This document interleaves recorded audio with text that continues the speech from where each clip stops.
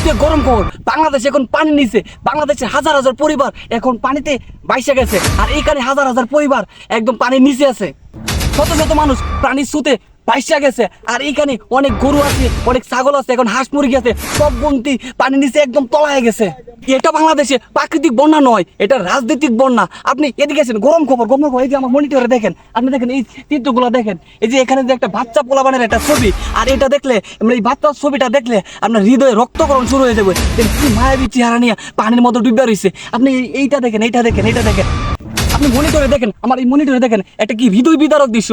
আপনি এই জায়গাটা দেখে হয়তো মনে ভাবতেছেন যে এটা সৌদি আরবের কোনো মনে হয় এই যে একটা দেশ, মরুভূমির দেশ, কিন্তু এটা না, এটা আমাদের নোয়াখালী। আর নোয়াখালীর দৃশ্যটা দেখছেন উপর থেকে, আমাদের পাখির চোখে দেখতে পারতেছি নোয়াখালীর দৃশ্যটা একদম খুব ভয়ানক। হঠাৎ করে কেন ভারত এই বাদ ছেড়ে দিছে? এটা কি কোনো রাজনৈতিক বিষয়? বাংলাদেশের সাথে তো ভারতের একটা ভালো একটা বন্ধুত্ব সম্পর্ক ছিল, তারা কেন ওই ভাটটা ছেড়ে দিল? এটা কি ধরে নেব এটা কি রাজনৈতিক বিষয়? সরকার না থাকায় কি তারা রাগে কি খুবই কি এই কাজটা তারা করলো? বাংলাদেশের হাজার হাজার মানুষকে পানির নিচে বাসায় দিল। আপনি আমাদের ফেনীর অবস্থাটা দেখেন, দেখেন একদম বাড়ির উপর পর্যন্ত পানি উঠতে পড়ছে। আর এখানে মানুষরা কেমনে থাকবে? তারা কেমনে জীবনযাপন করবে? তাদের ঘরে এখন পর্যন্ত চুলা জ্বালাতে পারতেছে না, এক মুঠো খাবার নাই গা। কিছু কন্টেন্ট ক্রিয়েটর, কিছু মানবতার ফেরিওয়ালা আছে, তারা এইগুলাকে খাবার দিচ্ছে। তারা কি সব কিছু কি দেওয়া সম্ভব? তারা কি সবাইকে খাবার দিতে পারবে? এটা আপনাদের কাছে প্রশ্ন। এই মুহূর্তে আমার হাতে একটা ব্রেকিং নিউজ আছে, আপনি দেখেন, এই যে দেখেন, এই যে এই লোকটা তার মাকে কিভাবে তার পিঠে করে নিয়ে চলে যাচ্ছে। দেখছেন? আপনি দেখছেন একটা মানুষ কতটা নিঃস্ব হলে এরকম কাজটা করতে পারে? দেখছেন তার মাকে কিভাবে তার পিঠে করে নিয়ে চলে যেতেছে। আর এই দৃশ্যটা দেখলে আমার হৃদয়ে রক্তকরণ হইতেছে।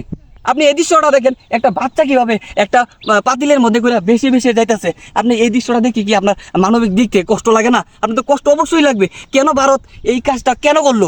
এটা কেন করলো? বাংলাদেশের উপরে কেন এরকম একটা নির্যাতন করলো? আপনারাই বলেন।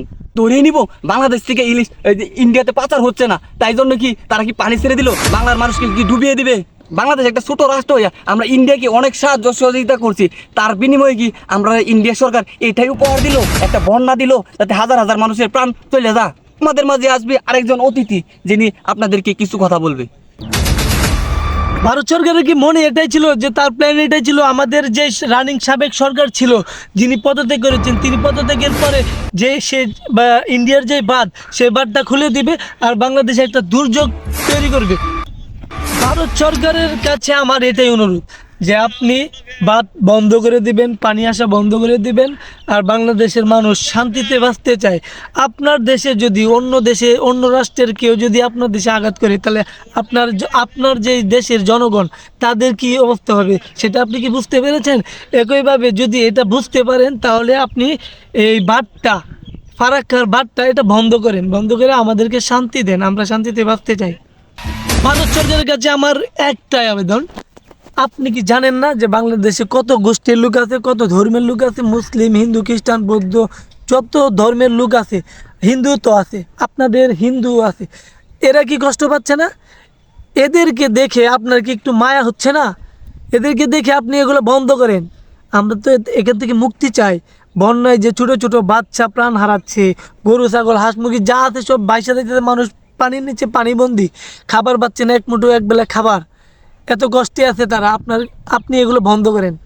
এই মুহূর্তে আমার হাতে ব্রেকিং নিউজ, আমরা দেখতে পারতেছি যে আর্মিরা অসহায় লোকদেরকে খাবার দিচ্ছে, যেটা দরকার আছে ওইটাই দিচ্ছে। তারা বুট দিয়ে যায়, যেখানে মানুষ যেতে পারে না ওইখান থেকে যায় মানুষগুলো নিয়ে মানে আশ্রয় কেন্দ্রে রাখতেছে। ওই জিনিসটা আমার কাছে সবচেয়ে বেশি ভালো লাগছে।